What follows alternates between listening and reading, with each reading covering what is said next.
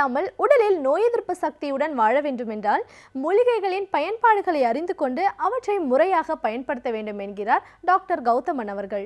நிகழ்ச்சியில் அடுத்த பகுதியாக வரவிருப்பது பல்லாண்டு வாழ்ந்திட. அன்பான கலைஞர் தொலைக்காட்சி நேயர்களுக்கு என்னுடைய இனிமையான காலை வணக்கங்கள். நமக்கு கோடைக்காலம் ஆரம்பிச்சிருச்சு. வேர்வை ரொம்ப அதிகமாக போகுது. சிறுநீர் கழிக்கும்போது கடுமையான எரிச்சல், கடுமையான வலி. 130 பேருக்கு சிறுநீரகம் சம்பந்தப்பட்ட கற்கள் உற்பத்தியாகி அதனால் ஏற்படக்கூடிய வேதனை, இதெல்லாம் அடுத்த 3-4 மாதங்களுக்கு மிக அதிகமாக இருக்கிறத நம்ம பார்க்க போகிறோம். இதையெல்லாம் தடுப்பதற்கு தான் இயற்கை சிறு கண் பீலை அப்படின்னு சொல்லக்கூடிய ஒரு மூலிகையை நமக்கு வரப்பிரசாதமாக கொடுத்துருக்கு. இந்த சிறு கண் பீலை அப்படிங்கிறது பொதுவாக பார்த்திங்கன்னா தமிழ் வருடப்பிறப்பு ஏற்படும் போது நம்ம வாசலில் அதை சொருகி வைத்து வருடப்பிறப்பை வரவேற்கின்ற ஒரு வழக்கம் இருக்கக்கூடிய ரொம்ப அழகான ஒரு மூலிகைன்னு இதை சொல்லலாம். பொதுவாக தமிழ் வருடப்பிறப்பு அப்படிங்கிறதே நமக்கு சூரியன் கோடை காலத்திற்கு நுழைகிறான் அப்படின்னு சொல்லக்கூடிய ஒரு குறிப்புன்னு சொல்லலாம். ஸோ அந்த மாதிரி ஏற்படும்போது பார்த்திங்கன்னா உடலில் ஏற்படுகின்ற சூடு சம்பந்தப்பட்ட, சிறுநீரக மண்டலம் சம்பந்தப்பட்ட, நீர் சம்பந்தப்பட்ட பிரச்சனைகளுக்கு தீர்வளிக்கக்கூடிய ஒரு அருமையான மருந்து அப்படிங்கிறதுனால தான் கோடை காலத்தை வரவேற்பதற்காகவே இந்த சிறுகண் பீலையை சொருவி நாம் வரவேற்று கொண்டிருக்கிறோம். இந்த சிறுகண் பீலையுடைய மிக முக்கியமான ஒரு மருத்துவ குணம் என்னன்னு பார்த்தோம்னா, இதை சிறுநீர் பெருக்கி அப்படின்னு சொல்லுவோம். நிறைய பேருக்கு பார்த்திங்கன்னா இன்றைக்கு கோடை காலத்தில் ஒரு நாளைக்கு 3-4 லிட்டர் அளவுக்கு தண்ணீர் குடித்தால் கூட சிறுநீர் வெளியில் போகக்கூடிய அளவு மிக மிக குறைவாக இருக்கிறத பார்க்க முடியும். நிறைய நேரங்களில் பார்த்திங்கன்னா சிறுநீர் வெளியில் போகும்போது கடுமையான எரிச்சலும் உபாதைகளும் வலிகளும் ஏற்படுறதை நம்ம பார்க்க முடியும். அந்த அளவுக்கு ஏற்படக்கூடிய பிரச்சனைகளை குணப்படுத்தக்கூடிய, நீக்கக்கூடிய ஒரு நல்ல மருந்து இந்த சிறுகண் பீலை. சிறுகண் பீலை பொதுவாக வயல் காடுகளில், கிராமங்களில், ஈவன் நாட்டு மருந்து கடைகளில் கூட நமக்கு கிடைக்கக்கூடிய, ரொம்ப மெலிதாக கிடைக்கக்கூடிய ஒரு மூலிகைன்னு சொல்லலாம். இந்த சிறுகண் பீலையை வாங்கிட்டு நல்லா மிக்சியில் போட்டு டீ தூள் மாதிரி அரைச்சி வச்சுக்கணும்.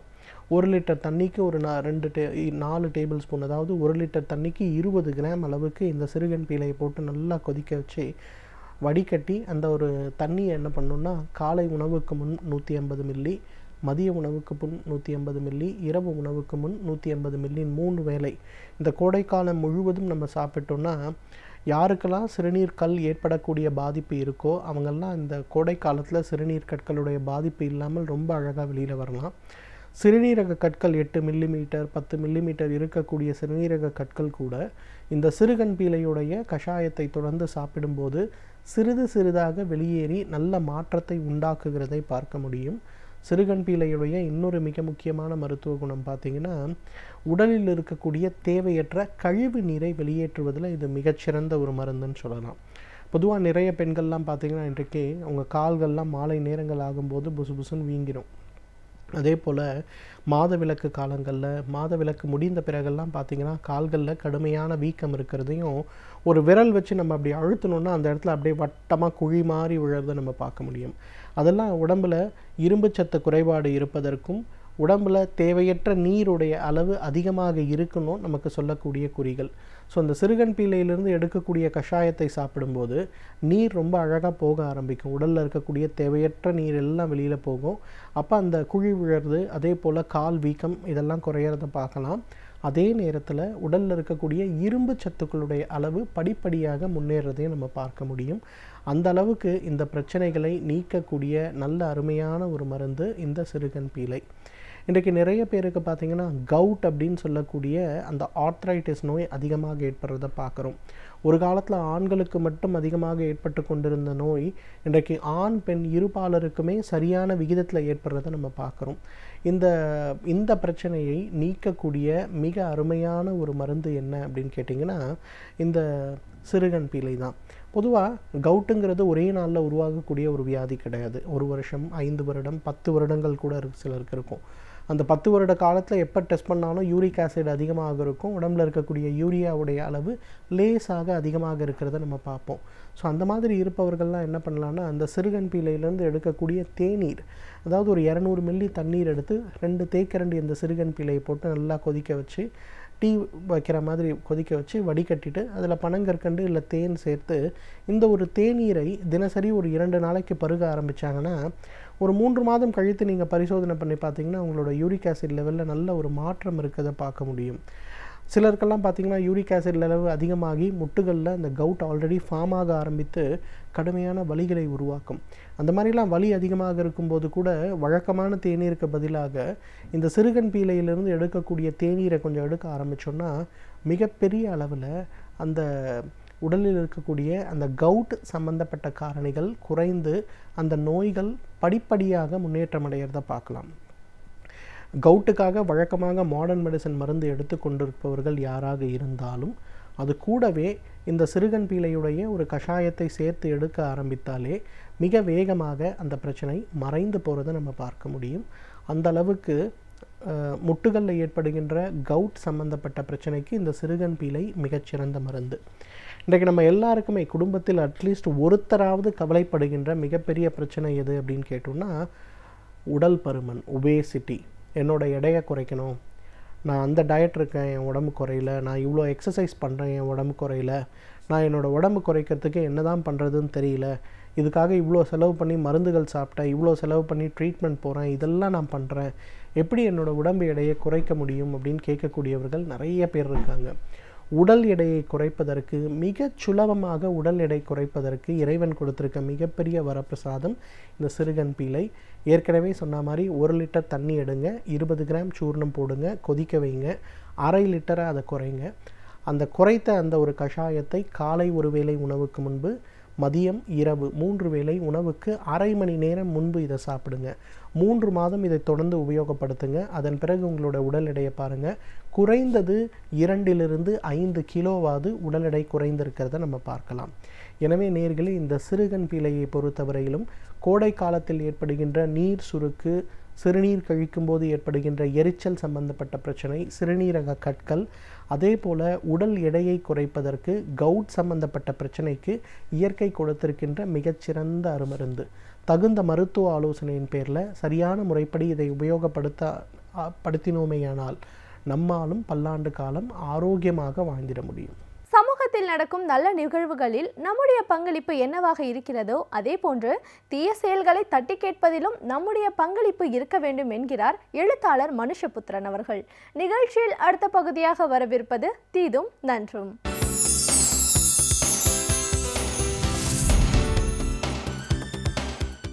வணக்கம் நண்பர்களே, இன்னும் ஒரு இனிய காலை பொழுதில் தீதும் நன்றும் நிகழ்ச்சியில் உங்களை சந்திப்பதில் மிக்க மகிழ்ச்சி அடைகிறேன். சமீபத்தில் மரண தண்டனை தொடர்பான சர்ச்சைகள் மீண்டும் மேலெழுந்து வந்திருக்கின்றன. எப்பொழுதெல்லாம் ஒரு அரசியல் ரீதியான ஒரு வடிவத்தை இந்த மரண தண்டனை பெறுகிறதோ அப்போது மட்டும் மரண தண்டனை பற்றிய விவாதங்கள் முன்னுக்கு வருவதை நாம் பார்க்க முடிகிறது. சமீபத்தில் இந்திய கடற்படை அதிகாரி ஒருவர், முன்னாள் கடற்படை அதிகாரி ஒருவருக்கு பாகிஸ்தானில் மரண தண்டனை விதிக்கப்பட்டிருக்கிறது. அவர் உளவு பார்த்ததாக சொல்லி அந்த மரண தண்டனையை அவருக்கு விதிக்கப்பட்டிருக்கிறது. அது உண்மையில் ஒரு பொய்யான குற்றச்சாட்டு என்று இதுவரைக்கும் வெளிப்படுத்தப்பட்டிருக்கக்கூடிய எல்லா தகவல்களுமே சொல்லுகின்றன. அவர் அப்படி உளவு பார்க்கக்கூடிய ஒரு நோக்கத்துடன் செல்லவில்லை, முறையான கடவுச்சீட்டு, அனுமதிச்சீட்டுடன் தான் அவர் பாகிஸ்தானுக்கு சென்றார் என்கிற தகவல்கள் எல்லாம் வருகின்றன. இந்த சூழ்நிலையில் இந்த இந்திய கடற்படையினுடைய முன்னாள் அதிகாரிக்கு பாகிஸ்தானில் விதிக்கப்பட வேண்டிய இந்த மரண தண்டனைக்கு, விதிக்கப்பட்டிருக்கக்கூடிய இந்த மரண தண்டனைக்கு இந்திய அரசு மிக கடுமையான எதிர்வினையாற்றி இருக்கிறது. மிக கடுமையான எச்சரிக்கைகளையும் பாகிஸ்தானுக்கு விடுத்திருக்கிறது. உண்மையில் இந்த எச்சரிக்கைகளை விடுப்பதற்கான எல்லா நியாயமும் இருக்கிறது. ஏனென்றால் மரண தண்டனை என்கிற ஒரு கொடூரமான முறைமைக்கு எதிராக இன்றைக்கு உலகம் போராடி கொண்டிருக்கிறது. அந்த வகையில் ஒருவர் உளவு பார்த்தார் என்கிற காரணத்திற்காக மரண தண்டனைக்கு ஆளாக்கப்படுவது என்பது எந்த விதத்திலும் ஏற்க முடியாத ஒன்று. அந்த வகையில் இந்தியாவினுடைய இந்த எதிர்வினை என்பது வரவேற்கத்தக்க ஒன்று. அதே சமயத்தில் நாம் மரண தண்டனை தொடர்பாக ஒரு கொள்கைபூர்வமான நியாயமான ஒரு கருத்தாக்கம் இந்திய அரசுக்கு இருக்கிறதா என்கிற கேள்வியையும் நாம் எழுப்பிக்கொள்ள வேண்டியவர்களாக இருக்கிறோம். ஏனென்றால் இந்தியாவில் மரண தண்டனை விதிக்கப்பட்டவர்களுடைய அந்த எண்ணிக்கை என்பது 2016ஆம் ஆண்டில் 81% அதிகரித்திருக்கிறது என்று ஆம்னஸ்டி இன்டர்நேஷனலுடைய உலக மனித உரிமை ஆணையத்தினுடைய புள்ளிவிவரம் கூறுகிறது. கடந்த ஆண்டில் மிக அதிகமானோருக்கு இந்தியாவில் மரண தண்டனை விதிக்கப்பட்டிருக்கிறது. யாருக்கும் மரண தண்டனை நிறைவேற்றப்படாவிட்டாலும் கூட மரண தண்டனை விதிக்கப்படுகளுடைய எண்ணிக்கை தொடர்ந்து அதிகரித்து வந்திருக்கிறது. அப்படி பாருங்க, கிட்டத்தட்ட சென்ற ஆண்டில் மட்டும் 136 பேருக்கு இந்தியாவில் மரண தண்டனை வழங்கப்பட்டிருக்கிறது. இது ஒரு அதிகபட்சமான ஒரு எண்ணிக்கை என்பதில் எந்த விதமான சந்தேகமும் கிடையாது. ஆனால் மரண தண்டனைக்கு எதிராக இந்த உலகம் மிக கடுமையான போராட்டத்தை நடத்தி கொண்டிருக்கிறது. உலகினுடைய பெரும்பான்மையான நாடுகள் மரண தண்டனையை ஒழித்துவிட்டன. அப்படி ஒழித்ததன் காரணமாக அந்த நாட்டில் குற்றங்கள் அதிகரித்து விடவும் இல்லை, அல்லது மரண தண்டனை ஒழிக்கப்படாதனாலேயே மரண தண்டனை ஒழிக்கப்படாத நாடுகளில் குற்றங்கள் குறைந்து விடவும் இல்லை. அப்படிப்பட்ட ஒரு சூழ்நிலையில் மரண தண்டனைக்கும் குற்றங்களுக்கும் இடையிலான தொடர்பு என்பது அபத்தமான ஒன்று. மாறாக சரி செய்ய முடியாத ஒரு தண்டனையாக, திரும்ப பெற முடியாத ஒரு தண்டனையாக இருக்கக்கூடிய இந்த மரண தண்டனையை ஒழிக்க வேண்டும் என்பதுதான் இன்றைக்கு உலகம் முழுக்க மரண தண்டனைக்கு எதிராக போராடக்கூடியவர்களுடைய ஒரு குரலாக இருக்கிறது. ஆனால் இப்பொழுது இந்தியாவினுடைய இந்த முன்னாள் கடற்படை அதிகாரிக்கு விதிக்கப்பட்டிருக்கக்கூடிய இந்த மரண தண்டனையை அரசியல் காரணங்களுக்காக மட்டுமே கடுமையாக எதிர்க்கக்கூடிய இந்திய அரசு மரண தண்டனை தொடர்பான என்ன நிலையை கொண்டிருக்கிறது? இந்திய அரசு மரண தண்டனையை ஆதரிக்கிறது. அது மட்டுமல்ல, மரண தண்டனைக்கு எதிரான சர்வதேச ஒப்பந்தங்களில் இந்திய அரசு கையெழுத்திட மறுத்து வருகிறது. இது ஒரு இரட்டை நிலைப்பாடு. அதோடு மட்டுமல்லாமல் இந்தியாவில் நீங்கள் நிறைவேற்றப்பட்ட சில மரண தண்டனைகள், குறிப்பாக அப்சல் குரு மற்றும் யாகூப் மேமன் இவர்களுடைய மரண தண்டனைகள் என்பது உண்மையிலேயே எவராலும் ஒரு மன்னிக்க முடியாத ஒன்றாகத்தான் இன்றைக்கும் கருதப்படுகிறது. காரணம், இவர்கள் மீதான குற்றச்சாட்டுகள் என்பது சந்தேகத்திற்கிடமானவை, நிரூபிக்கப்படாதவை என்கிற நிலையில் அவர்கள் மிக நீண்ட காலம் சிறைச்சாலையில் உரிய விசாரணைகளை அவர்கள் மேற்கொண்டு அவர்கள் மன்னிப்பிற்கான அல்லது விடுதலைக்கான எல்லா நியாயங்களை கொண்டிருந்தும் கூட அவர்கள் விடுதலை செய்யப்படவில்லை. மாறாக அவர்கள் இந்தியாவினுடைய சில பயங்கரவாத செயல்களோடு அவர்களுடைய பெயர் தொடர்புபடுத்தப்பட்டதன் காரணமாக அவர்கள் கொலைக்களத்திற்கு அனுப்பப்பட்டார்கள். அதோடு மட்டுமல்லாமல் தொடர்ந்து மரண தண்டனையை வலியுறுத்தக்கூடிய ஒரு நாடாக இந்தியா இருந்து கொண்டிருக்கிறது. இந்த விதத்தில் தான் நமக்கு மரண தண்டனை தொடர்பாக ஒரு ஒருமுகப்படுத்தப்பட்ட ஒரு கொள்கைபூர்வமான ஒரு முடிவு தேவை. என்றால் சில மரண தண்டனைகளை எதிர்ப்பதும் சில மரண தண்டனைகளை ஆதரிப்பதும் மரண தண்டனைக்கு எதிரான போராட்டத்திற்கு வலிமை சேர்க்காது. தலைவர் கலைஞர் அவர்கள் தொடர்ந்து தன்னுடைய வாழ்நாளில் அவர் மிக இளம் வயதிலிருந்து இந்த மரண தண்டனைக்கு எதிராக கடுமையாக போராடி வந்திருக்கிறார், எழுதி வந்திருக்கிறார். மரண தண்டனை என்கிற சொல்லே சட்ட புத்தகத்திலிருந்து ஒழிக்கப்பட வேண்டும் என்று அவர் திரும்ப திரும்ப வலியுறுத்தி வந்திருக்கிறார். இந்தியாவிலேயே மரண தண்டனைக்கு எதிராக ஒரு மிகப்பெரிய ஒரு கட்சியினுடைய ஒரு தலைவர் இவ்வளவு வெளிப்படையாக முதலில் குரல் கொடுத்தார் என்றால் அது தலைவர் கலைஞர் அவர்கள்தான். அப்படிப்பட்ட ஒரு சூழ்நிலையில் இந்த மரண தண்டனைக்கு எதிரான போராட்டத்தில் சில கூர்மையான அணுகுமுறைகள் நமக்கு தேவை. ஏனென்றால் உலகம் முழுக்க மரண தண்டனைகள் பரவலாக நிறைவேற்றப்பட்டு வருகின்றன. முக்கியமாக சீனா போன்ற நாடுகளிலும் பல வளைகுடா நாடுகளிலும் அரபு நாடுகளிலும் Saudi Arabia, Syria, Iran, Iraq போன்ற நாடுகளிலெல்லாம் பெருமளவிற்கு மரண தண்டனைகள் நிறைவேற்றப்பட்டு வருகின்றன. இன்னொன்று, நம்முடைய இந்தியர்கள் பலரும் கூட பல வளைகுடா நாடுகளில் இது போன்ற மரண தண்டனைக்கு ஆளாகிறார்கள். அப்போதெல்லாம் நாம் மிகவும் மௌனமாகத்தான் இருக்கிறோம், அவற்றை நாம் கேள்வி கேட்பதில்லை. இந்த நிலையில் மரண தண்டனையை அமலில் வைத்திருக்கக்கூடிய நாடுகளுக்கு எதிராக சர்வதேச சமூகம் ஒரு அழுத்தத்தை தர வேண்டும். மரண தண்டனை என்பது எந்த குற்றத்திற்கும் தண்டனையும் அல்ல, தீர்வும் அல்ல. மாறாக அது அடிப்படை மனித மாண்புகளுக்கு எதிரானது, அடிப்படையான மனித நீதிகளுக்கு எதிரானது. ஒரு மனிதன் இன்னொரு மனிதனை கொல்வது என்பது எந்த விதமான மனித அறத்தின்பாலும் ஏற்கக்கூடியதல்ல. அதை ஒரு சட்டம் செய்யக்கூடாது, ஒரு நீதி செய்யக்கூடாது. ஏனென்றால் கொலை செய்வதை ஒரு விதத்தில் மரண தண்டனை நியாயப்படுத்துகிறது. ஒரு தவறு செய்த ஒரு மனிதனை கொலை செய்யலாம், ஒரு அரசிற்கு அந்த உரிமை இருக்கிறது என்று சொன்னால் ஏன் தனி மனிதர்கள் அந்த உரிமையை எடுத்துக்கொள்ளக்கூடாது என்கிற ஒரு தவறான எண்ணத்தை மரண தண்டனை விதைக்கக்கூடியதாக இருக்கிறது. நாம் இதுபோன்ற ஒரு திரும்ப பெற முடியாத கொடூரமான தண்டனை முறைகளை வைத்திருப்பதன் மூலமாக நாம் ஒரு நாகரிகம் அடைந்த சமூகம் என்கிற ஒரு நிலையிலிருந்து நாம் வழுவி நிற்கிறோம். ஆகவே இன்றைக்கு பாகிஸ்தானில் தண்டனைக்கு விதிக்கப்பட்டிருக்கக்கூடிய ஒருவருக்காக மட்டுமல்ல, மாறாக உலகம் முழுக்க மரண தண்டனை கைதிகளாக வைக்கப்பட்டிருக்கக்கூடியவர்கள் அனைவருக்காகவும் நாம் பேச வேண்டும். மரண தண்டனையை ஒழிப்பது என்பது மனித மாண்பை மீட்கக்கூடிய ஒரு மகத்தான செயல் என்பதை நாம் மறந்துவிடக்கூடாது. மீண்டும் இன்னும் ஒரு புதிய சிந்தனையோடு உங்களை சந்திக்கிறேன். நன்றி, வணக்கம். இப்பகுதியில் நாம் சந்திக்கும் ஒவ்வொரு சிறப்பு விருந்தினரும் ஒவ்வொரு நாளும் பல பயனுள்ள தகவல்களை நம்மிடையே பகிர்ந்து கொண்டு வருகிறார்கள். அந்த வகையில் இன்றைக்கு நாம் சந்திக்கவிருக்கும் சிறப்பு விருந்தினர் எந்த துறையிலிருந்து வந்து என்ன பயனுள்ள தகவல்களை நம்மிடையே பகிர்ந்து கொள்ள இருக்கிறார் என்பதை கவனிக்கலாம். நிகழ்ச்சியில் அடுத்த பகுதியாக வரவிருப்பது சிறப்பு விருந்தினர்.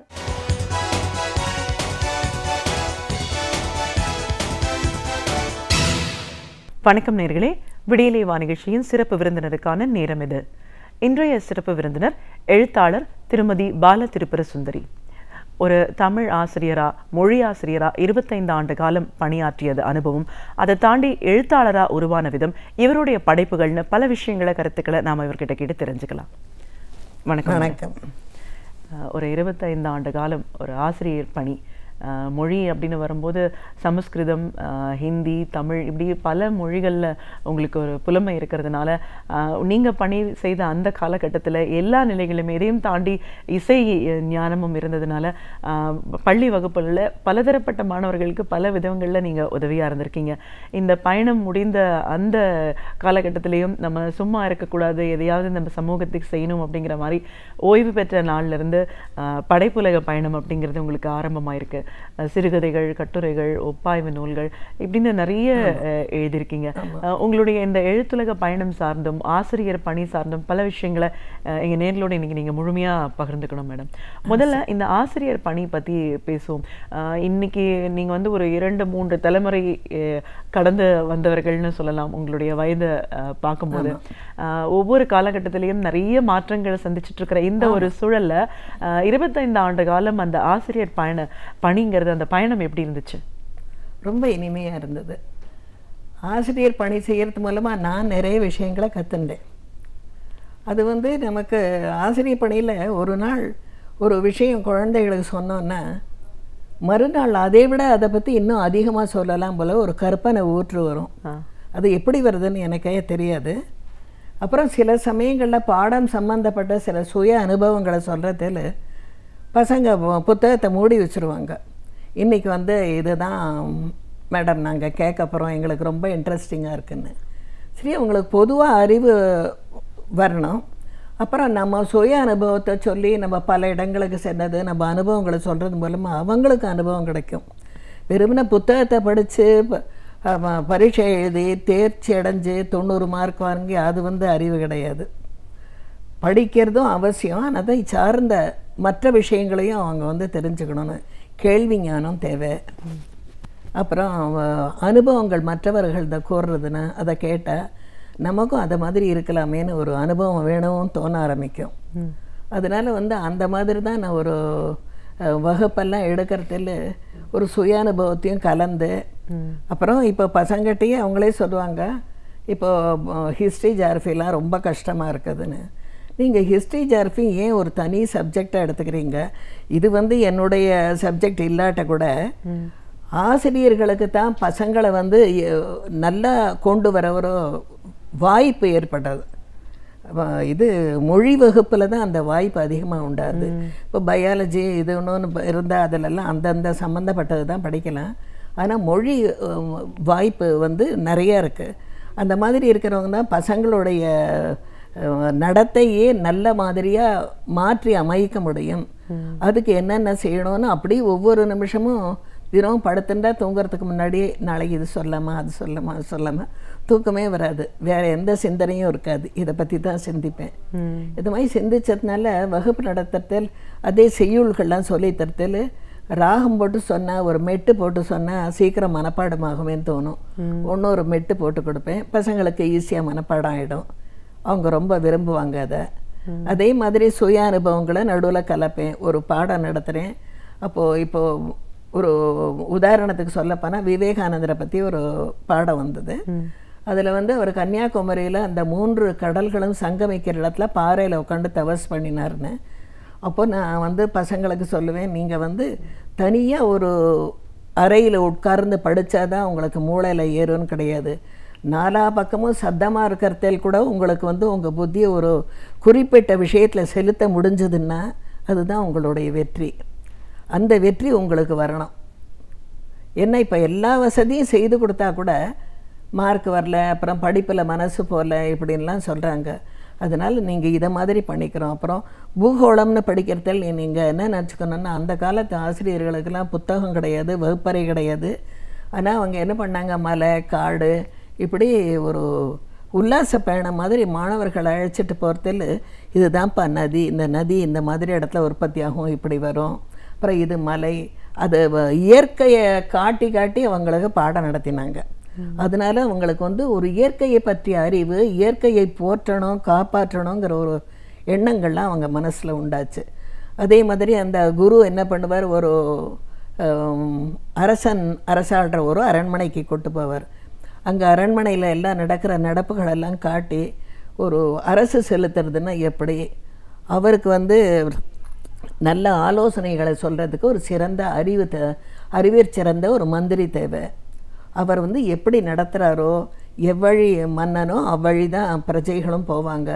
அது மாதிரி இந்த அரசாட்சினா என்ன, அதை நடத்துகிற முறை என்ன, அந்த அரண்மனைனா எப்படி இருக்குது, எல்லோரும் எப்படி அரசனுடைய கட்டளை கடங்கி நடக்கிறாங்க, அதே டயத்தில் அரசன் மக்களுடைய அபிப்பிராயத்துக்கு எவ்வளோ முக்கியம் கொடுத்து அவன் வந்து தன்னுடைய கருத்தை கூட மாற்றிக்கிறதுக்கு தயாராக இருக்கான். இதெல்லாம் வந்து இப்படி இயற்கை வழியாக நடைமுறை இது என்ன இருக்கோ அதை காட்டி காட்டியே தான் பாடம் நடத்துவாங்க. புத்தகங்கிறது அந்த நாளில் ரொம்ப கிடையாது. மனப்பாடம் பண்ணுற முறை தான். பல தடவை ஒரு விஷயத்தை சொல்லிகிட்டே இருந்தால் அது உங்களுக்கு மனப்பாடம் ஆகிடும். அது வாழ்க்கை முழுக்க மறக்கவே மறக்காது. இந்த நாளில் நம்ம புத்தகத்தை பார்த்து மனப்பாடம் பண்ணுறோம், அடுத்த நாளே மறந்து போய்ட்டுருது. அந்த மாதிரியான, ஏன்னா அவங்களுடைய அறிவு வந்து ஒரே கல்வியை நோக்கியே இருந்தது, கற்றுக்கணுங்கிற ஒரு ஆவல்லையே இருந்ததே தவிர வெளி விஷயங்கள்ல அவங்க ஈடுபாடு இல்லை. அதனால அவங்களுக்கு வந்து நல்ல இதை மாதிரி ஏதான கதை சொல்கிறது. ஹிஸ்ட்ரின்னா ஒன்றுமே கிடையாது, என்ன கடந்த கால கதைகள்னு நினச்சிக்கோங்களேன். இப்போ ஏதோ ஒரு கதை சொல்கிறோம், அதில் ஒரு ராஜா இருந்தானா ராணி இருந்தான்னு சொல்கிறோம் இல்லையா. அது மாதிரி பல மன்னர்கள் யாராக இருந்தாங்களோ அவங்க காலத்தில் என்னென்ன மக்களுக்கு என்னென்ன நல்லது பண்ணாங்களோ, என்ன சண்டை வந்ததோ. இப்போ கூட பார்க்குறோம் நாட்டில் எங்கே அந்த நாட்டில் சண்டை இந்த நாட்டில் சண்டை, அது மாதிரி போர் புரிஞ்சாங்க. ஆனால் அந்த காலத்தில் தர்மத்தை காக்கிறதுக்காக போர் புரிஞ்சாங்க. அதனால இதெல்லாம் தான் ஹிஸ்ட்ரின்னு நினச்சிக்கோங்களேன். எதுக்காக இதை மாதிரி பண்ணுறீங்க? அப்படி உங்களுக்கு வந்து பாடம் படிக்கவே சலிப்பாக இருந்து புஸ்தகத்தை மூடி வைங்க, கொஞ்ச நாள் சங்கீதம் கேளுங்க, இல்லைன்னா போய் தோட்ட வேலை செய்யுங்க. பெஸ்ட்டு ரெஸ்ட்டு வந்து தூங்கிறது மட்டும் கிடையாது. இதை மாதிரி change of work is the best rest.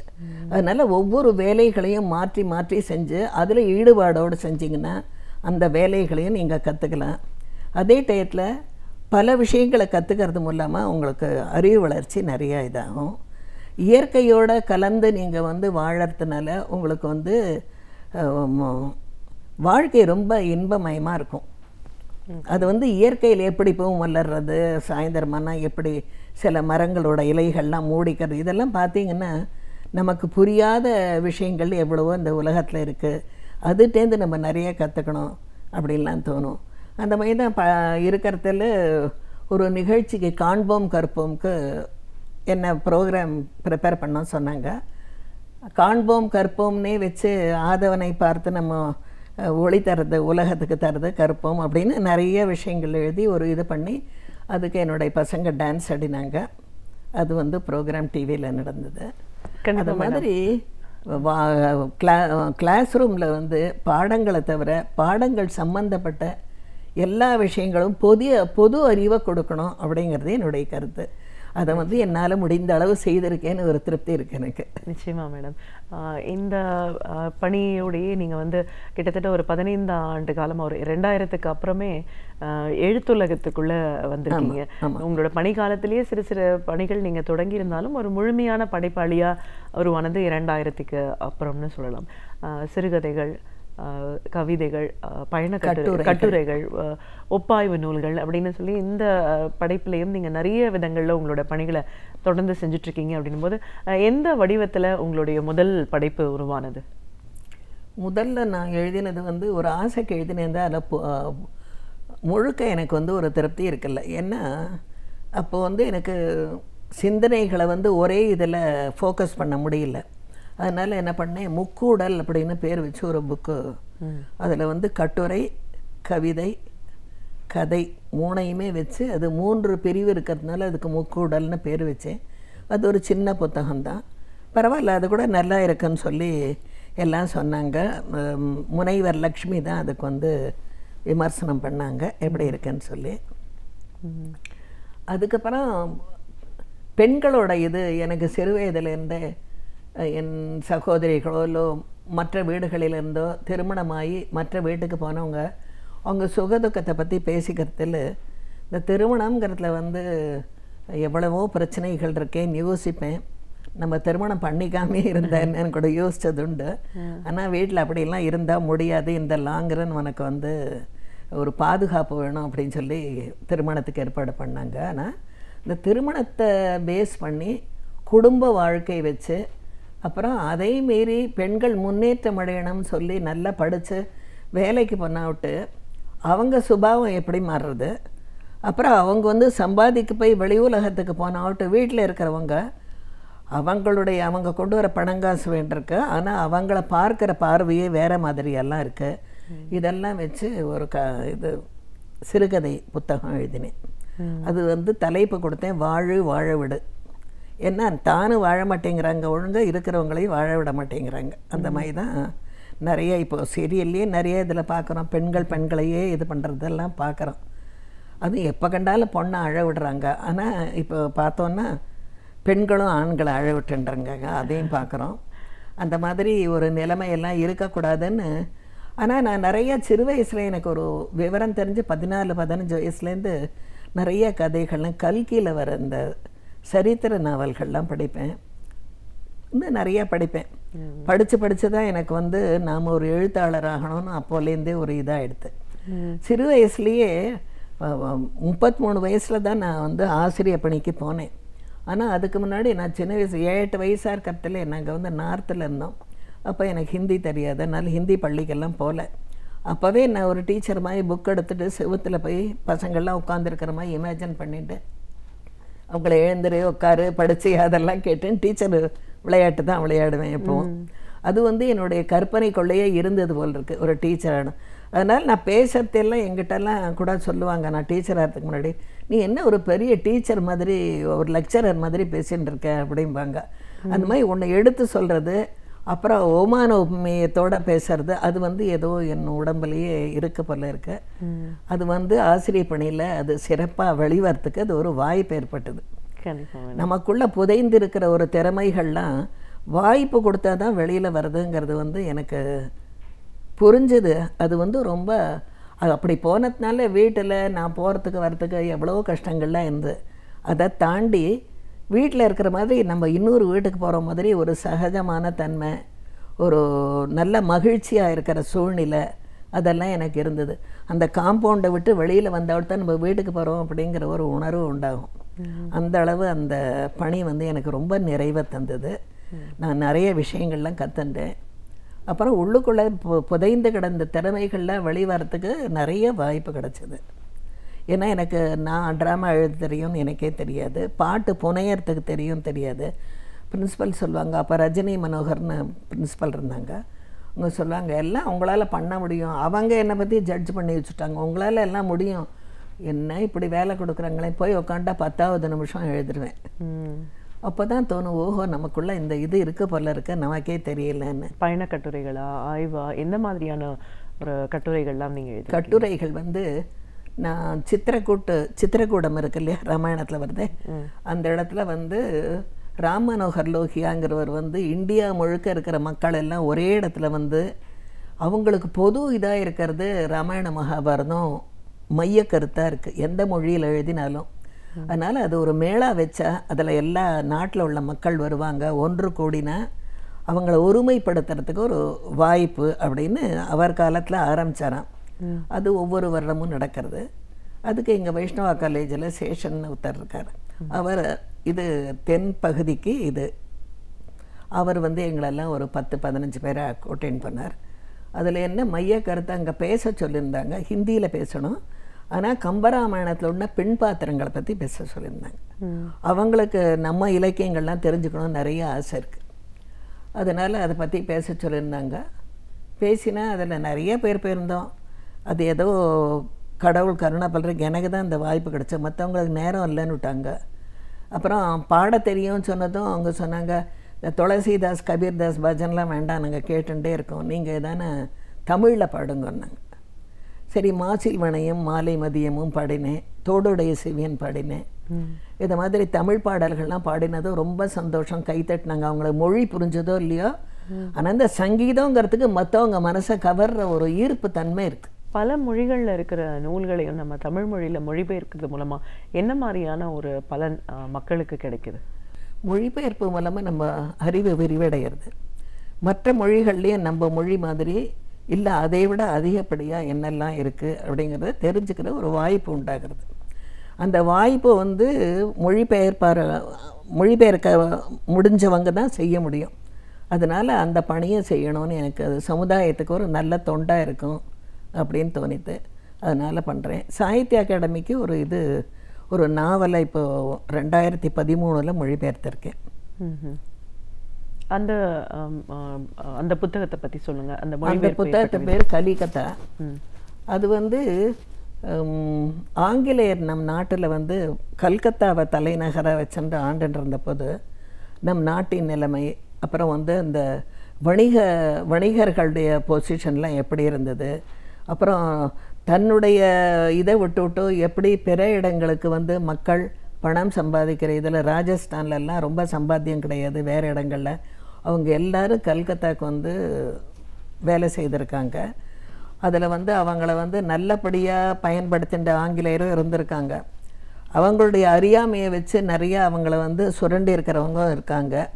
இந்த அரசியல் சூழ்நிலை, அதுக்கு நடுவில் மக்களுடைய வாழ்க்கை நிலை எப்படி இருந்தது, மக்களுக்கும் அரசாங்கத்துக்கும் நடுவில் வந்து பிணைப்பு எப்படி இருந்தது, எப்படியெல்லாம் ஏமாற்றப்பட்டார்கள், அது எல்லாமே அதில் வந்து ஃபுல் அண்ட் ஃபுல்லு அந்த கல்கத்தாவோட பற்றிய ஒவ்வொரு நூக் அண்ட் கார்னர், ஒவ்வொரு இடத்துலையும் மூலை முடுக்கலெல்லாம் எப்படி இருந்தது, என்ன யார் வாழ்ந்தாங்க, இதையெல்லாம் நிறையா சொல்லப்பட்டிருக்கு. அதோட கூட இந்தியாவில் முழுக்கவுமே என்னென்ன நடக்கிறது, மக்களோட இயக்கம், இங்கேருந்து கல்கத்தாவுக்கு போகிறவங்க, கல்கத்தாலேருந்து இங்கே வரவங்க, இதை மாதிரியாக அது வந்து அவார்டட் புக்கு.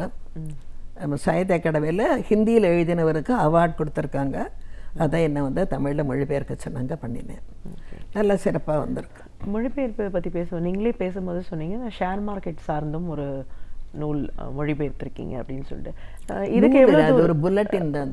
அந்த மொழிபெயர்ப்பு பண்ணணும்னு எப்படி தோணுச்சு? இதை பற்றின ஒரு புரிதல் இருந்துச்சா ஷேர் மார்க்கெட் பற்றி? எப்படி நீங்கள் அந்த புல்லட்டின் ரெடி பண்ணீங்க? இப்படியோ பண்ணேன், தெரில எனக்கு. அவங்க நான் மொழிபெயர்ப்பு பண்ணுறேன் அப்படின்னு தெரிஞ்சுட்டு இதை பண்ண முடியுமா அப்படின்னு என் சன்னுக்கு ஃப்ரெண்டு கொடுத்து அனுப்பிச்சாங்க. பார்த்தேன். நான் வந்து என்னை பற்றியே சொல்லிக்கல, எனக்கு வந்து முடியாதுன்னு சொல்கிற இதே கிடையாது. எப்போவுமே முயன்று பார்க்கலாம், நிச்சயம் வெற்றி கிட்டும். அப்படி இல்லைன்னு எந்த அளவு பண்ணுறோமோ பண்ணலாமே அப்படின்னு தான் நான் நினைப்பேனே தவிர, ஐயோ இது என்னால் முடியாதுப்பா, பழக்கம் இல்லை அப்படின்னு நினச்சது கிடையாது. சொன்னேன், நான் ட்ரை பண்ணி பார்க்குறேன்ப்பான்னு. ஒரு 2-3 தடவை படித்தேன். பண்ணலாம் இது என்ன அப்படின்னு தோணித்து பண்ணினேன். நல்ல முறையில் தான் வந்தது. ஆனால் ஆங்கிலத்துலேருந்து எனக்கு வாய்ப்புகள் ரொம்ப வருதில்லை, நிறையா ஹிந்திலேருந்து தான் வருது. தமிழ்லேருந்து ஹிந்திலேயும் கம்மி தான் பண்ணியிருக்கேன். முதல்ல இந்த இவர் காஞ்சி பெரியவர் இருக்காரு, அவருடைய இது தெய்வத்தின் குரல் கொஞ்சம் பண்ணினேன். அதுக்கப்புறம் மதுதாவன்னு ஸ்டெல்லா மேரிஸில் ஹிந்தி லெக்சரர் இருக்காங்க, அவங்க அந்த திருப்பு முனையில் அப்படின்னு ஒரு நாவல் எழுதியிருந்தாங்க. அது வந்து ஜிப்மர் காலேஜ் இருக்கே, அந்த காலேஜை பேக்ரவுண்டாக வச்சு அங்கே இருக்கிற மாணவ மாணவிகள், அப்புறம் வந்து பல நோய்கள் பரவுறது, பல இதெல்லாம் இணைச்சிருக்காங்க அதில். அதாவது மாணவர்கள் வாழ்க்கை எப்படி இருந்தால் அது வந்து சிறக்கும், நல்ல முறை இல்லாததுனால என்னென்ன கெடுதல்கள், எந்தெந்த குடும்பத்தில் என்னென்னலாம் நடந்தது, அந்த சூழ்நிலையெல்லாம் சித்தரிச்சிருக்காங்க. அது வந்து அவங்களுக்கு தமிழில் மொழிபெயர்த்த முதல் மொழிபெயர்ப்பாளர் நான் தான். அது பண்ணியிருக்கேன். அப்புறம் வந்து ஜெயின் சொசைட்டியில் ஒன்று கொடுத்தாங்க. ஜெயின் சொசைட்டியில் அவங்களுடைய ஆச்சாரியருடைய புக்கை, ஆச்சாரியர் புக்குன்னா அது வந்து மத சம்பந்தமான விஷயம் இல்லை, அவர் இயற்கை பற்றி, சமுதாயம் எப்படி, நிறைய யோகா பயிற்சியை பற்றி, உடல் நலனை பற்றி, அது மாதிரி நல்ல பொது விஷயங்களை தான் நிறையா கொடுத்துருக்கார். அதுவும் ரொம்ப சிறப்பாக இருந்தது.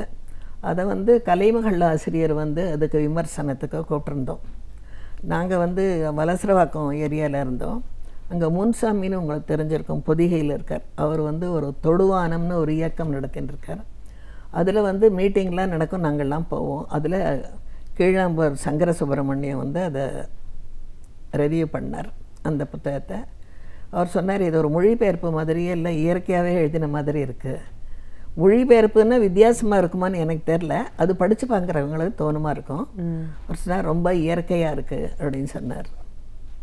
அது மாதிரி பண்ணியிருக்கேன், சின்னதும் பெருசுமா நிறைய புத்தகங்கள். நிச்சயமா மேடம். ஒரு ஆசிரியராக 25 ஆண்டு கால பணி, அதை தாண்டி ஓய்வு பெற்ற நிலையிலையும் சமூகத்துக்கு நம்ம எதையாவது திருப்பி கொடுக்கணும் அப்படின்ற ஒரு எண்ணத்தில் முடிஞ்ச அளவுக்கு நிறைய படைப்புகள் எழுத்துக்கள் மூலமாக நீங்கள் சொல்லியிருக்கீங்க. சிறுகதைகள், ஆய்வு நூல்கள், கட்டுரைகள் எழுதியிருக்கீங்க. நம்ம பயணப்பட்டு போகிறோம், நிறைய இடங்களுக்கு போகிறோம், பார்க்குறோம், திரும்பி வந்துடுறோம். பட் அதோட அது முடிஞ்சு போயிடுது. பட் அதை ஒரு படைப்பாக கொண்டு போய் மக்கள்கிட்ட சேர்க்கும் போது அது அடுத்தவங்களுக்கும் பயனுள்ள ஒரு விஷயமா மாறதுக்கான வாய்ப்பு இருக்குது. பல மொழிகள் தெரிஞ்சிருக்கிறதுனால மொழிபெயர்ப்புன்ற ஒரு விஷயத்தின் மூலமாகவும் தமிழ்லேருந்து மற்ற மொழிகளுக்கும், மற்ற மொழியிலேருந்து தமிழுக்கும் நிறைய மொழிபெயர்ப்பு நூல்களும் நீங்கள் உருவாக்கியிருக்கீங்க. உங்களோட அனுபவங்கள் சார்ந்த பல விஷயங்களை எங்களோட நீங்கள் முழுமையாக பகிர்ந்ததுக்கு நன்றி. ரொம்ப நன்றி. அறிவியல், வரலாறு, இதுவரை நாம் அறியாத உண்மைகள், இவைகளிலிருந்து நமக்கு தேவையானவற்றை அழகிய தமிழில் தொகுத்து இனிமையாக வழங்க வந்திருக்கிறார் பேராசிரியர் சுபவீரபாண்டியன் அவர்கள். நிகழ்ச்சியில் அடுத்த பகுதியாக வரவிருப்பது ஒன்றே சொல் நன்றே சொல்.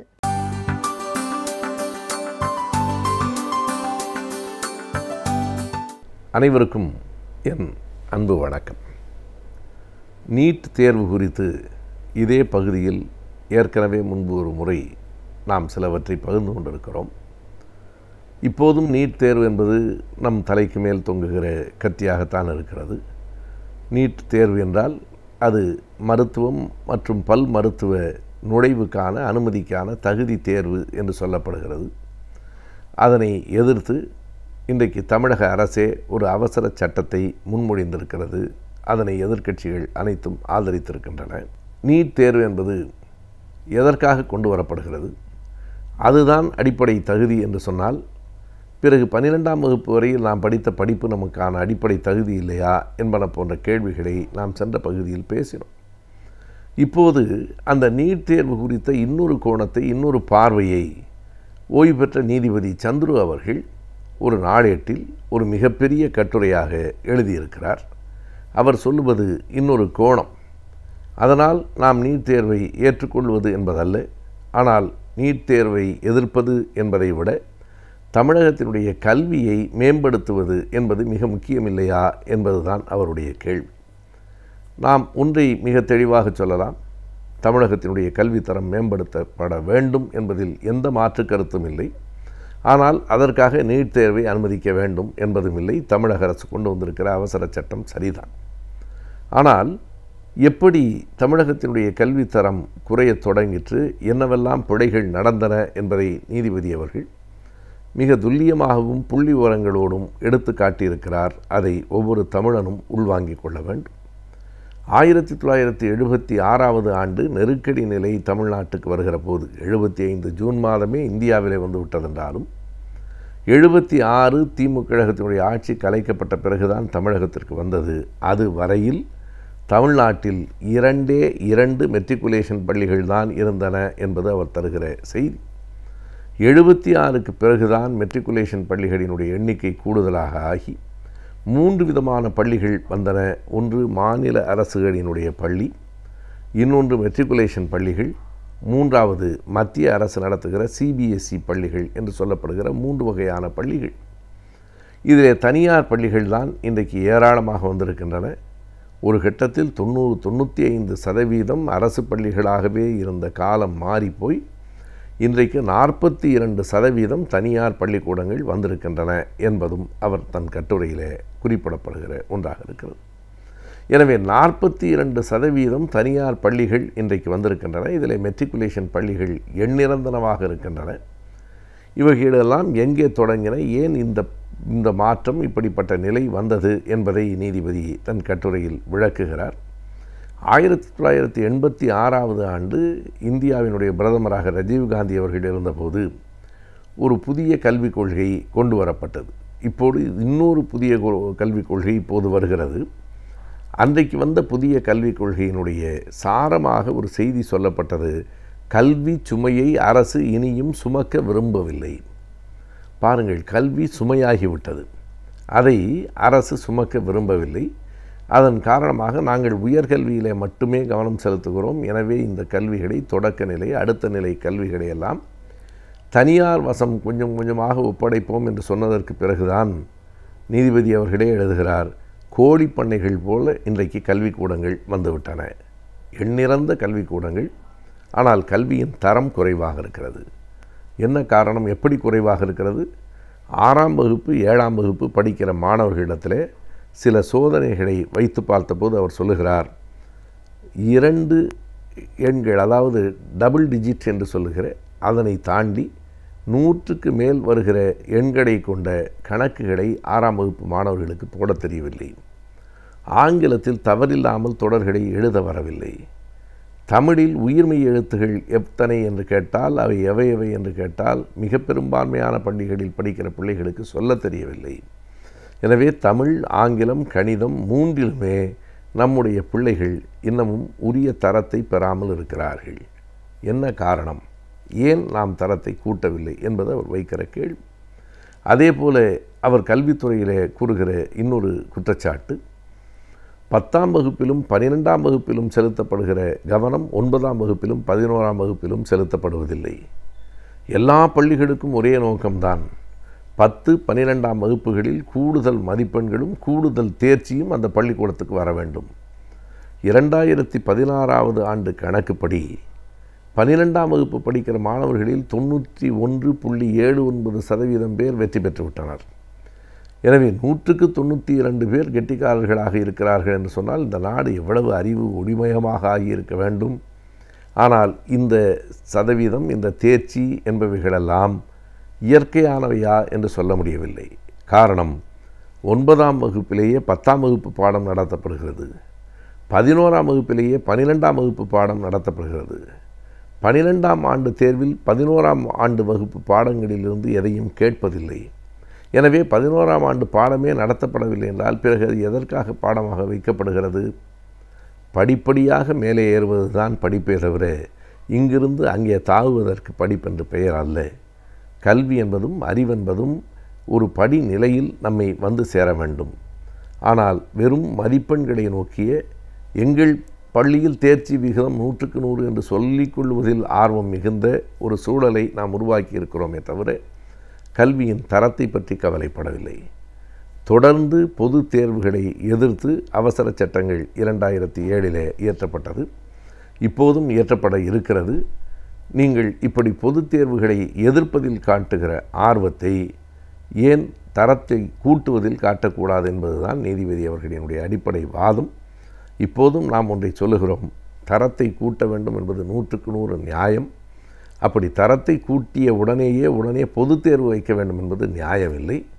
காரணம், பொதுத் தேர்வு என்பது தேர்ந்து வருகிற மாணவர்களை கீழே தள்ளுவதற்காக, கிராமப்புறத்தில் இருக்கிற மக்களுக்கான வாய்ப்புகளை மறுப்பதற்காக இருக்கிற ஒன்றாகத்தான் இருக்கிறது. அதை நீதிபதியும் தன்னுடைய கட்டுரையில் ஒரு இடத்துல குறிப்பிடுகிறார். 1976 நெருக்கடி நிலையிலே தான் கல்வி என்பது மாநில பட்டியலிலிருந்து பொதுப்பட்டியலுக்கு போயிற்று. பொதுப்பட்டியலுக்கு போனால் அதில் மாநில அரசும் சட்டம் இயற்றலாம், மத்திய அரசும் அது குறித்து சட்டம் இயற்றலாம். எப்போது மத்திய அரசுக்கு சட்டம் இயற்றுகிற அதிகாரம் வந்து விடுகிறதோ அதற்கு பிறகு மாநில அரசு இயற்றுகிற சட்டம் அதற்கு முன்னால் நிற்காது. The central government order shell prevail என்று தான் சட்டமே சொல்லுகிறது. அதையும் அவர் குறிப்பிடுகிறார், இது தேவையில்லை, மத்திய அரசு கல்வியில் தலையிட வேண்டிய தேவையில்லை என்று கோத்தாரி கமிஷன், அந்த கல்விக்கான குழு, அதுவே சொல்லி இருக்கிறது. ஆனால் இன்றைக்கு மத்திய அரசு தான் அதை கவனிக்கிறது. எனவே பல்வேறு விதமான சீர்திருத்தங்களை கல்வித்துறையில் செய்ய வேண்டியிருக்கிறது. நீட் தேர்வு எதிர்க்கப்பட வேண்டும், அதே நேரத்தில் கல்வியின் தரமும் உயர்த்தப்பட வேண்டும் என்பது 100க்கு 100 சரியானது. இக்காலத்தில் பலவிதமான நோய்கள் ஏற்படுகின்றன. இந்த நோய்களிலிருந்து நம்மை நாம் எப்படி பாதுகாத்துக் கொள்ளலாம், எப்படி தவிர்க்கலாம் என்பதை பற்றி இன்றைய ஆலோசனை நேரத்தில் மருத்துவ பகுதியில் தெரிந்து கொள்ளலாம்.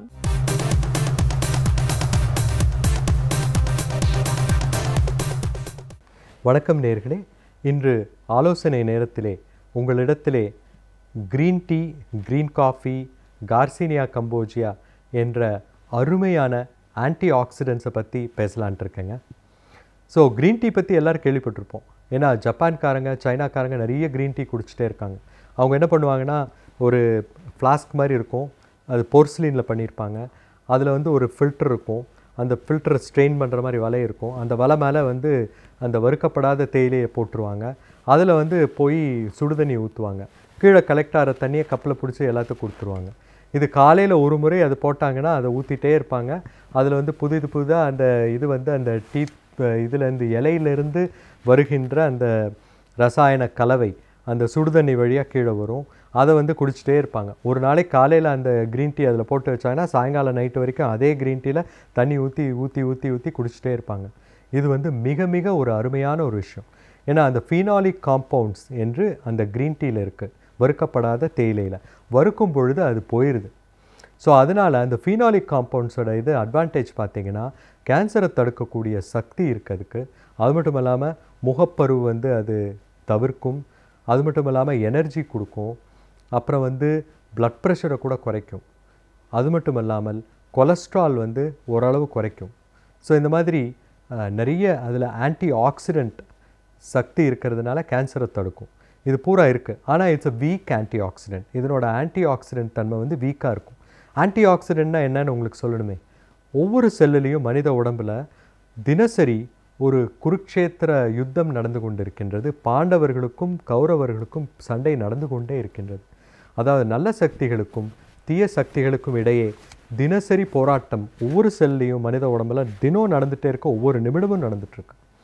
நம்ம உடம்பினோட சக்தினால் அந்த ரியாக்டிவ் ஆக்சிஜன் ஸ்பீஷீஸ், அப்புறம் ஃப்ரீ ரேடிக்கல்ஸ், அதாவது இப்போ O2 என்பது ஆக்சிஜன், அதில் வந்து O- இல்லாட்டா இது வந்து O3 அந்த மாதிரிலாம் இருந்தால் அது எல்லாமே பாதிக்கும். அதே மாதிரி ஹைட்ரஜன் பெராக்சைடில் அந்த H2O2ல மைனஸ் இருக்கிறது, அது மாதிரி இருக்கிற ரேடிக்கல்ஸ், நிறைய ரேடிக்கல்ஸ் வந்து உற்பத்தி ஆகும். இது எப்போ உற்பத்தி ஆகுதுன்னா நம்ம உணவு வந்து செரிமானமாகும் பொழுது அந்த செரிமான ப்ராசஸில் இந்த நிறைய வந்து இந்த குளூட்டாதயோன் என்ற அந்த சக்தியை கொடுக்கக்கூடிய பொருள் வந்து நமக்கு வந்து மெட்டபலைஸ் ஆகிடுது. செரிமானத்திற்காக நாம் சாப்பிடுகின்ற உணவை செரிப்பதற்காக உபயோகமாகிவிடுகிறது. அப்போ வந்து இந்த குளூட்டாதயோன் இருந்தால் தான் இந்த ஃப்ரீ ரேடிக்கல்ஸ் வந்து இது போய் வந்து நம்ம வந்து அதை கம்ப்ளீட்டாக இனர்ட்டாக மாற்றணும். அதாவது இந்த ஃப்ரீ ரேடிக்கல்ஸ் என்பவை போய் உள்ள செல்லுடைய மெம்பரேன் இருக்குது பார்த்தீங்களா, அது அப்புறம் உள்ளே இருக்கிற மைட்டோகாண்ட்ரியா, எண்டோபிளாஸ்மிக் ரெட்டிகுலம் போன்ற சப் செல்லுலர் ஆர்கனெல்லி அதனோட மெம்பரேன்ஸு அதெல்லாத்தையும் போய் தாக்கி கடிச்சு வச்சு அதெல்லாம் புண்ணு பண்ணி செல்லை செத்து போகிறதுக்கான ஏற்பாடு செய்துவிடும். இந்த இப்போ reactive oxygen species, free radicals இவை அனைத்தும் கம்ப்ளீட்டாக சூப்பர் ஆக்சைடு டிஸ்மியூட்டேஸ் என்ற ஒரு என்சைம் இருக்கிறது, அது வந்து அதை ஃபைட் பண்ணுது. இந்த மாதிரி நாம் சாப்பிடுகிற உணவில் இருக்கிற சத்துக்கள் ஹெல்ப் பண்ணுது. நிறைய இப்போ கலராக இருக்கிற ஃப்ரூட்ஸு, கலராக இருக்கிற காய்கறிகள் எல்லாத்துலேயும் இந்த ஆன்டி ஆக்சிடென்ட் வேல்யூ இருக்குது. இதெல்லாம் போய் நாம் இந்த சத்தான உணவு உட்கொள்ளும் பொழுது இந்த ஆன்டி ஆக்சிடென்ட்ஸ் போய் இந்த ஃப்ரீ ரேடிக்கல்ஸை எதிர்த்து போராடுது. இந்த போராட்டம் வந்து தினசரி நடந்து கொண்டே இருக்கிறது. நம்ம உணவு வந்து அதனால தான் நம்ம இதில் ஆன்டி ஆக்சிடென்ட்ஸ் இருக்கின்ற உணவாக நாம் உட்கொள்ளும் பொழுது நமது ஆயுட்காலம் நீட்டிச்சு கிடைக்கின்றது. அப்போ அந்த ஃப்ரீ ரேடிக்கல்ஸை வந்து நம்ம ரிமூவ் பண்ணுறதுக்கு ஆன்டி ஆக்சிடென்ட்ஸ் வேணும். அது க்ரீன் டீயில் நிறைய இருக்குது. ஆனால் க்ரீன் டீ வந்து ஒரு வீக் ஆன்டி ஆக்சிடென்ட் தான், ரொம்ப பலகீனமான ஒரு ஆன்டி ஆக்சிடென்ட். அது கூட பெட்டராக ஒரு ஆன்டி ஆக்சிடென்ட் இருக்கா அப்படின்னு பார்த்தீங்கன்னா க்ரீன் காஃபி. க்ரீன் டீ கேள்விப்பட்டிருக்கோம், க்ரீன் காஃபியா, இது என்னது அப்படின்னு கேட்குறீங்களா? ஆம், இது வந்து அன்ரோஸ்டட் காஃபி பீன் எக்ஸ்ட்ராக்ட் என்று கூறுவோம். அதாவது காஃபி கொட்டை இருக்கு இல்லைங்களா, அந்த காஃபி கொட்டையை வறுத்தீங்கன்னா அதில் இருக்கிற குளோரோஜெனிக் ஆசிட் என்ற ஆன்டி ஆக்சிடென்ட் அழிந்துபடுகின்றது. ஆனால் நமக்கு சுவையும் மனமும் கிடைக்குது. ஸோ அப்போ அந்த வறுக்கப்பட்ட காஃபியில் தான் நமக்கு வந்து பேஷ் சூப்பராக இருக்குது அப்படின்னு குடிக்கிறதுக்கு நமக்கு வந்து அந்த ஃப்ளேவர், அந்த அரோமா, அந்த டிகாக்ஷனோட கலர் எல்லாமே இப்போ பார்த்தா நாக்கில் வந்து ஒவ்வொருத்தருக்கும் அந்த நீர் ஊறும் அந்த காஃபின்னு நினச்சாலே. அந்த மாதிரி நம்ம தென்னிந்தியர்கள் காஃபி குடித்து வழக்கப்படுத்தோம். ஸோ அப்போ அந்த காஃபியில் வந்து பார்த்தீங்கன்னா இப்போ ஸ்டார்பக்ஸுங்கிற நிறுவனத்தோட காஃபி தான் இருக்கிறதுலே ஸ்ட்ராங் காஃபி, 120 மில்லிகிராம் கெஃபீன் இருக்குது. ஆனால் நம்ம தென்னிந்திய காஃபியில் பார்த்தீங்கன்னா 75 மில்லிகிராம் ஒவ்வொரு கிளாஸ் காஃபிலையும் இருக்குது. ஆனால் இந்த வறுக்கப்படாத காஃபி கொட்டை எடுத்திங்கன்னா 8 மில்லிகிராம் காஃபி தான் அதில் இருக்கும். ஸோ அது ஈக்குவலண்ட் டோஸில் பார்த்தீங்கன்னா 8 மில்லிகிராம் காஃபி கெஃபீன் தான் இருக்குது. அந்த கெஃபீன் கண்டென்ட் இருப்பதிலேயே குறைவு, ஆனால் குளோரோஜெனிக் ஆசிட் அதிகம். வறுக்கப்படும் பொழுது அந்த குளோரோஜெனிக் ஆசிட் கம்ப்ளீட்டாக போயிடுது. ஸோ இது வந்து கிட்டத்தட்ட 3 ஆண்டுகளுக்கு முன்னாலே நான் இந்த க்ரீன் காஃபியை அறிமுகப்படுத்தினேன். இந்த க்ரீன் காஃபி பார்த்தீங்கன்னா எதுக்கெல்லாம் யூஸ்ஃபுல்லாக இருக்குன்னு பார்க்குறீங்களா? Energy metabolism. நம்ம வந்து ரொம்ப டிப்ரெஸ்டாக டல்லாக இருக்கோமா, ஒரு க்ரீன் காஃபி 100 மில்லியில் அந்த க்ரீன் காஃபி பேக்கெட்டை உடச்சி குடித்தோன்னா உடம்பு நல்ல தெம்பு கிடைக்கும், உற்சாகம் கிடைக்கும். பிரெயினில் வந்து செரட்டோனின் அதிகமாக உற்பத்தி ஆகும், பேசல் மெட்டபாலிக் ரேட் அதிகமாகும். அடுத்தது பார்த்தீங்கன்னா 1/2 கிலோ 3 வேளையும் இந்த காஃபி குடிச்சிட்டே வந்தோன்னா க்ரீன் காஃபி ஒரு மாதத்தில் 1/2 கிலோ வெயிட் குறையும். அது மட்டும் இல்லாமல் நம்ம கொலஸ்ட்ராலை கம்மி பண்ணும். கல்லீரலில் இருக்கிற ஃபைப்ரஸ் டிஷ்யூ கூட கொஞ்சம் மாற்றுறதுக்கு அதுக்கு திறமை இருக்குதுன்னு சொல்லியிருக்காங்க. கல்லீரலில் இருக்கிற கொழுப்பை கரைக்கும். ஸோ அந்த க்ரீன் காஃபிக்கு இத்தனை இது சக்தி இருக்கின்றது. அது மட்டும் இல்லாமல் க்ரீன் டீ வந்து இப்போ 200 மில்லிகிராம் ஆன்டி ஆக்சிடென்ட் கொடுத்தோன்னா இது 350 மில்லிகிராம் ஆன்டி ஆக்சிடென்ட் கொடுக்குது. அதில் எங்கள் ப்ராடக்ட் வந்து 700 மில்லிகிராம் கொடுக்குற மாதிரி டபுள் டோஸ் பண்ணி வச்சுருக்கோம். அது வந்து ஜூஸ் மாதிரி தான் இருக்கும். அது வந்து சுகர் பேஷண்ட்ஸ் கூட எடுக்கலாம். சுகரையும் ரெகுலேட் பண்ணும், கொலஸ்ட்ராலை குறைக்கும், பிபியை குறைக்கும், அத்தனைக்கும் அது யூஸ்ஃபுல்லாக இருக்கும். கேன்சரை தடுக்கும், ஆன்டி ஆக்சிடென்ட் வேல்யூ இருக்குது.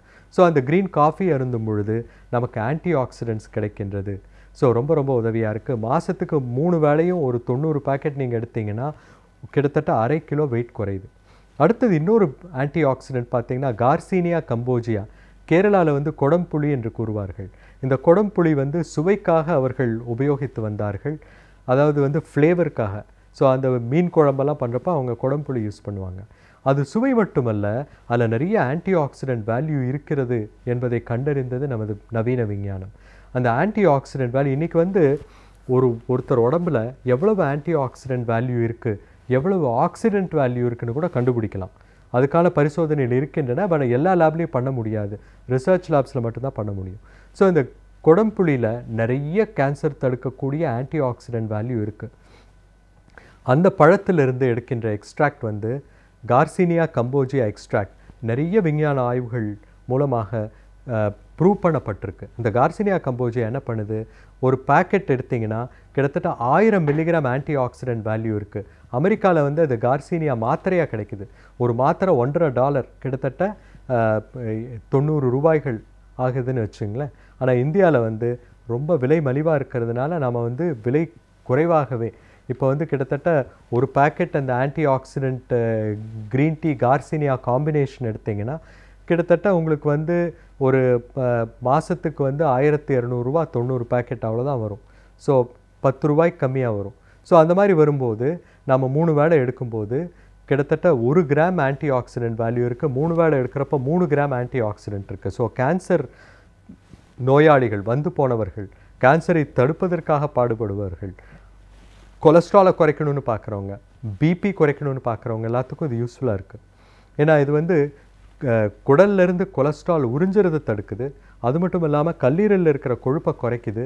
கிட்டத்தட்ட 2.5 ஆண்டு காலம் 650 நோயாளிகள் இந்த கார்சீனியா க்ரீன் டீ காம்பினேஷன் நாங்கள் கொடுத்தோம். அவங்கள பார்த்தீங்கன்னா பிபி கூட குறையுது. ஸோ வெயிட் குறையுது. மாதத்துக்கு 1.5 முதல் 2 கிலோ வெயிட் குறையுது. ஸோ அப்போது ஒரு வருஷம் எடுத்திங்கன்னா 24 கிலோ வரைக்கும் குறையிறதுக்கு வாய்ப்பு இருக்குது. இதுக்காக போய் நம்ம வயிற்றை கட் பண்ணி பேரியாட்ரிக் சர்ஜரி பண்ணணும்னு அவசியம் இல்லை. இதை வந்து 3 வேளை எடுத்தாலே 24 கிலோ ஒரு வருடத்தில் குறைக்க முடியும். அப்படியும் குறையிலே அதுக்கப்புறம் நாங்கள் எண்டோஸ்கோப் பலூன் இருக்குது, அதை போட்டு ஒரு வருஷம் உள்ளே வச்சுருந்து எடுத்துரும். அப்படி இருந்தால் இன்னொரு 24 கிலோ குறைக்கலாம்.